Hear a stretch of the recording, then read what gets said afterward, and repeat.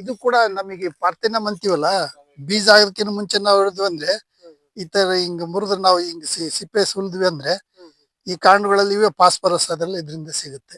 ಹ್ಮ್ ಇದು ಕಿತ್ರೆ ಇಲ್ಲಿ ಸ್ವಲ್ಪ ಹಾಲು ಬರುತ್ತೆ ಹಿಂಗ್ ವೈಟ್. ಇದನ್ನ ಈ ನರೊಳ್ಳೆ ಅಂತ ಬರ್ತಾವಲ್ಲ, ಅದಕ್ಕೆ ಹಚ್ಚಿದ್ರೆ ಅದು ಹಂಗೆ ಹೋಗಿ ಕರಗಿ ಹ್ಮ್ ಆಮೇಲೆ ಬೇರೆ ಬೇರೆ ಬೇರೆ ಅದಕ್ಕೂ ಉಪಯೋಗ ಐತೆ ಇದು.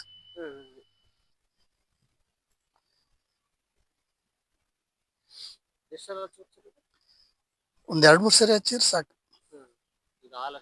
ಹಾಲಷ್ಟೇ. ಆಮೇಲೆ ಇಲ್ಲಿ ನಮ್ ಭೂಮಿ ಒಂದ್ ಏನಂದ್ರೆ ಭೂಮಿಗೆ ಹೆಂಗ್ ಹೆಂಗ್ ಏನ್ ಗುಣ ಐತೆ ಅಂದ್ರೆ, ಈಗ ನಾವು ನಮ್ಮ ಹೆತ್ತವ್ರನ್ನ ತಾಯಿ ಅಂತೀವಿ, ಭೂಮಿಗೂ ತಾಯಿ ಅಂತೀವಿ. ಈ ಸಣ್ಣ ಹುಟ್ಟಿದ ಮಕ್ಕಳಿಗೆ ಬೇರೆ ಎಲ್ಲೋ ಏನೋ ಹೊರಗಡೆಯಿಂದ ತಂದು ಫುಡ್ ಕೊಡೋ ಅವಶ್ಯಕತೆ ಇಲ್ಲ. ತಾಯಿ ತನ್ನ ಎದೆ ಹಾಲ ಕೊಟ್ಟು ಆ ಮಕ್ಕಳ ಪೋಷಣೆ ನಡೀತೈತಿ. ಹೌದಾ? ಅದೇ ತರ ಭೂಮಿಗೆ ಅದು ಸೃಷ್ಟಿ ಆಗೋ ತನಕ ತಾಯಿ ತನ್ನ ಎದೆಯಲ್ಲಿ ಹೆಂಗ್ ಹಾಲು ಸೃಷ್ಟಿ ಆಗೋ ತನಕ ಟೈಮ್ ಇರುತ್ತೋ, ಇಲ್ಲೂ ನಾವು ಸ್ವಲ್ಪ ತಾಳ್ಮೆಯಿಂದ ಕಾದಿದ್ವಿ ಅಂದ್ರೆ ಅಲ್ಲಿ ಏನೇನೇ ಯಾವ್ಯಾವ ಅಂಶ ಬೇಕೋ ಆ ಗಿಡಗಳನ್ನೆಲ್ಲ ಅದೇ ಬೆಳೆಸ್ಕೊಂತತಿ. ಈ ನಾವೇನು ತಂದು ಹಾಕಿ ಬೆಳೆಸೋಂತ ಅವಶ್ಯಕತೆ ಬರಲ್ಲ. ಅದು ಸೃಷ್ಟಿ. ಅದು ಈ ಕಾಡೊಳಗೆ ಯಾರು ಹೋಗಿ ತಗೊಂಡೋಗಿ ಗೊಬ್ಬರ ಹಾಕಿದ್ರು, ಯಾರು ಹೋಗಿ ನೀರ್ ಹಾಕಿದ್ರು ಅಲ್ಲಿ ಅತ್ಯಂತ ಸಣ್ಣ ಕಳೆಗಳು ಬಾರಿ ಚೆನ್ನಾಗಿರ್ತವೆ. ಈ ಹುಲ್ಲು ಕೂಡ ಬಹಳ ಚೆನ್ನಾಗಿ ಬೆಳೆದಿರ್ತತಿ. ಇಷ್ಟೆತ್ತರ ಗಿಡಗಳು ಚೆನ್ನಾಗಿ ಬೆಳೆದಿರ್ತವೆ, ದೊಡ್ಡ ಮರಗಳು ಚೆನ್ನಾಗಿ ಬೆಳೆದಿರ್ತವೆ.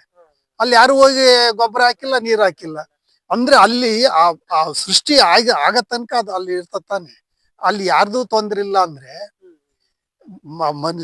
ಅಲ್ಲಿ ಅಲ್ಲಿ ಅಲ್ಲಿ ವಾತಾವರಣದ ಬೇರೆ ಯಾರ್ದು ಡಿಸ್ಟರ್ಬೆನ್ಸ್ ಇಲ್ಲ ಅಂದ್ರೆ ತನ್ನನ್ನು ತಾನೇ ಸೃಷ್ಟಿ ಮಾಡ್ಕೊಳ್ತತಿ. ತನಿಗ್ ಬೇಕಾದ ಅಂಶಗಳನ್ನೆಲ್ಲ ಅದು ಪೂರೈಸ್ಕೊಳ್ತದೆ. ನಾವು ಮನುಷ್ಯನ್ ಮಾಡೋ ಅವಶ್ಯಕತೆ ಏನಿಲ್ಲ.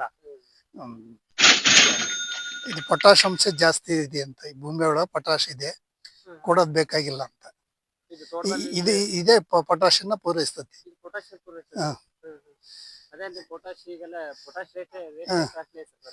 ನೋಡ್ರಿ ಇದು ಕೂಡ ಹಾಲ್ ಬರ್ತದ ನೋಡ್ರಿ.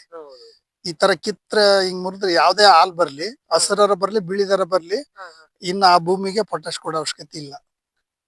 ಅದು ಪೂರೈಕೆ ಅಂತ ಮಾಡ್ತತಿ. ಅದಕ್ಕೆ ಹೇಳಿದ್ನಲ್ಲ, ಈ ದ್ವಿದಳ ಧಾನ್ಯಗಳು ಇದ್ದು ಅಂದ್ರೆ ಸಾರಜನಕ ಫಿಕ್ಸೇಷನ್ ಆಗುತ್ತೆ. ಇದು ಕೂಡ ನಮಗೆ ಪಾರ್ಥೆನಮ್ ಅಂತೀವಲ್ಲ, ಬೀಜ ಆಗೋದಕ್ಕಿಂತ ಮುಂಚೆ ನಾವು ಹಿಡಿದ್ವಿ ಅಂದ್ರೆ ಈ ತರ ಹಿಂಗ್ ಮುರಿದ್ರೆ ನಾವು ಹಿಂಗ್ ಸಿಪ್ಪೆ ಸುಲಿದ್ವಿ ಅಂದ್ರೆ ಈ ಕಾಂಡಗಳಲ್ಲಿ ಇವೆ ಫಾಸ್ಫರಸ್ ಅದೆಲ್ಲ ಇದರಿಂದ ಸಿಗುತ್ತೆ. ಇದರಲ್ಲಿ ಯಾವ್ದೇ ಗಿಡ ಇರ್ಲಿ, ಈ ಗಿಡದಲ್ಲೂ ಫಾಸ್ಫರಸ್ ಅವೆಲ್ಲ ಸಿಗ್ತಿರ್ತವೆ. ಇವೆಲ್ಲ ಭೂಮಿ ಸೇರಿಸ್ತೀವಲ್ಲ, ಅದೇ ರಂಜಕ ಇದ್ರಲ್ಲಿ ಸಿಗುತ್ತೆ. ಇನ್ನು ದ್ವಿದಳ ಧಾನ್ಯಕ್ಕೆ ಸೇರಿದ ಗಿಡಗಳಿತ್ತು ಅಂದ್ರೆ ಈ ಮುಟ್ಟಿದ್ರೆ ಮುನಿ, ಆಮೇಲೆ ಡಯಂಚ, ಅಲಸಂದಿ, ಉದ್ದು, ಇವು ಈ ತರದ ಗಿಡಗಳಿಗೆ ನಾವು ನೈಟ್ರೋಜನ್ ಸಾರಜನಕ ಬಹಳ ಚೆನ್ನಾಗಿ ಫಿಕ್ಸೇಷನ್ ಆಗುತ್ತೆ. ಅದು ಇದು ಬಲ ಅಂತಾರೆ.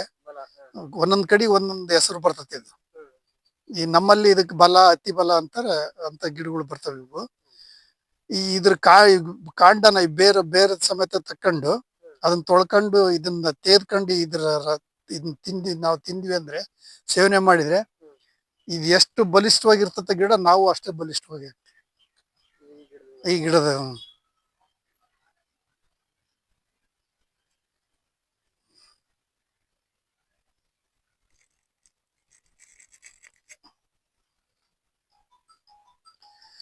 ಇಲ್ಲಿ ನೋಡ್ರಿ ಮುಟ್ಟಿರಿದ್ರ ಮನಿ, ಈ ರೈಜೋಬಿಯಂ ಜೀವಾಣುಗಳು ನೋಡ್ರಿ ಬೇರಿನಲ್ಲಿ ಗಂಟು ಸಣ್ಣದು, ಇದು ಕಾಣ್ತದೆ, ಎಷ್ಟು ಕ್ಲೀನಾಗಿ ಕಾಣ್ತದೆ ನೋಡ್ರಿ. ಈ ವಾತಾವರಣದಿಂದ ಸಾರ್ವಜನಿಕನ ಹೀರ್ಕೊಂಡು ಹೋಗ್ಬಾರ್ದು. ಅವಾಗ ಏನಾಗ್ತತಿ, ಯಥೇಚ್ಛವಾಗಿ ಇನ್ನೂ ತಂದು ಕೊಡ್ಬೇಕು, ಇನ್ನೂ ತಂದು ಹಾಕ್ಬೇಕು ಹೊರಗಿಂದ ಅನಿಸ್ತತಿ. ಅವಾಗ ಅನಿವಾರ್ಯ ಬೇಕು ನಮಗೆ, ಅಂದ್ರೆ ನಮಗೂ ಸ್ವಲ್ಪ ತೃಪ್ತಿ ಇರ್ಬೇಕು. ಒಂದ್ ಸಾಧಾರಣ ಇಳುವರಿಯಲ್ಲಿ ನಮಗೂ ತೃಪ್ತಿ ಇರ್ಬೇಕು. ಯಾಕಂದ್ರೆ ನಾವು ಮುಂದೆ ಭೂಮಿನ ಉಳಿಸೋಬೇಕು,